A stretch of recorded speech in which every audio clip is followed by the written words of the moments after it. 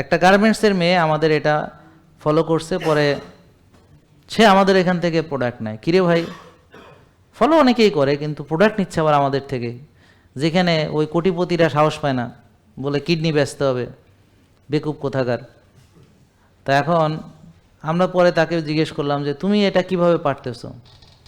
অনেক তো দেখি আছে, হ্যাঁ, ভালো, ওদিকে জমি কেনে টাকা জমায়, ওদিকে বাড়ির কেনে টাকা জমায়, গহনা আছে ভর্তি, তারপরে আবার মেকআপ কেনে, লিপস্টিক একটা আনে, মানে 3-4 হাজার 6 হাজার টাকা একটা লিপস্টিকের দাম, হ্যাঁ, সেটা মাখে, তারপরে মেকআপ করে, হ্যাঁ হ্যাঁ, আবার গরিব।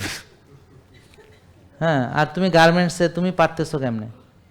তো বলতেছে যে আমি তো ডাক্তারের ভিজিট দিতাম, আমি তো ওষুধ খাইতাম, টাকা লাগতো, পরীক্ষা করাইতে টাকা লাগতো, আর আমি কাজ করতে পারতাম না। তো ওখানে ওই ওভারটাইম করলে বেশি, কাজ করলে টাকা বেশি, আর কাজ না করলে টাকা কম।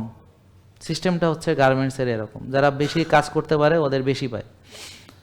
তো পরে বলতেছে যে এখন আমি সুস্থ হওয়াতে কি হয়েছে, আমার ডাক্তারের ভিজিট লাগে না, পরীক্ষা লাগে না, আর কাজ বেশি করতে পারি, টাকা ইনকাম বেশি হয়েছে, আর খাই একবেলা দুইবেলা, অল্প খাই, তবে এখন আমার কাজও করতে পারি, আমি সুস্থ আছি, আনন্দ আছে, আমি আর ওই ওই খরচগুলো নাই। তা এখন সে এই প্রোডাক্ট নিয়ে খায়। আর প্রোডাক্ট তো আর একবারে নেই না, একবার একটা ঘি নিয়েছি, আর একবার একটা তেল নেই। তো মাসে দেখা গেল মাঝে মাঝে একটা ওটা যখন বেতন পাই, এটা নেই ওটা নেই, তো 6 মাস পরে দেখা যায় আমার সবই হয়ে গেছে। এক টুকটাক করতে করতে এখন 6 মাস পরে ওর সবই হয়ে গেছে, সবই এখন নিতে পারে। দেখেন হিসাবটা বুঝছেন কিনা আপনারা, হিসাবটা বুঝতে পারছেন? এখন যদি আপনি একবারে 6 মাসের প্রোডাক্ট নিয়ে এখন যে আমার এত হাজার টাকার নিছি, তাহলে তো আর হইল না। কারণ এই তেল একটাতে 6 মাস যাবে আপনার, যদি একা খায় কেউ এই এইটাতে 6 মাস যাবে। তা 6 মাসের তেল কিনা যদি আমার এত টাকা চলে গেছে, তাহলে হইল? সে কি একবারে খেয়ে ফেলবে এটা এক চুমুকে? এটা কি সেই জিনিস নাকি যে এক চুমুক দিয়ে খেয়ে ফেলে? আরে, তো এটা আপনার এক চামচের দাম, হ্যাঁ, খুব বেশি হলে কত, 19 টাকা হবে মনে হয়। আধা চামচের দাম হবে এরকম 10 টাকা, 9 টাকা, কত পয়সা। তো এগুলো আপনি তো এরকম আপনি একটু উপর দিয়ে দিবেন। এটা তো রান্না করা যাবে না, এটা কি সালাদে ড্রেসিংসে দিবেন একটু, আর হচ্ছে সটে ভেজিটেবলে উপর দিয়ে দিবেন, অনেক দিন যায়।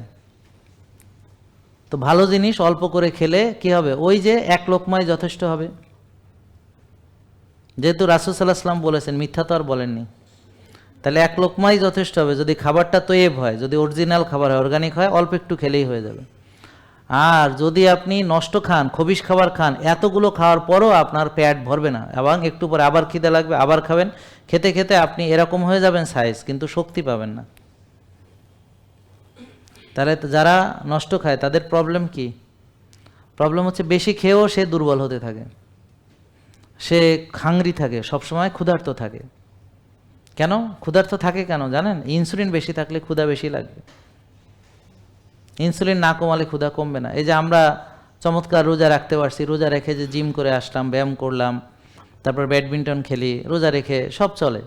এখন কেন? কারণ আমাদের শক্তির জন্য খাওয়ার দরকার নেই, কারণ সঞ্চিত শক্তি যথেষ্ট আছে। জেকে লাইফস্টাইল লিমিটেড, ওষুধ মুক্ত সুস্থ জীবন।